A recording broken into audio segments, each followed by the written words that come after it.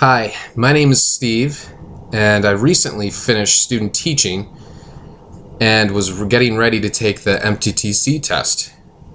As I was getting ready, I was afraid I wasn't going to do well. I don't know what kind of questions are going to be on the test.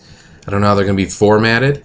And those are the things I was worried about. And as I was looking for an online test prep, I stumbled across the exam-like practice tests that were on the site.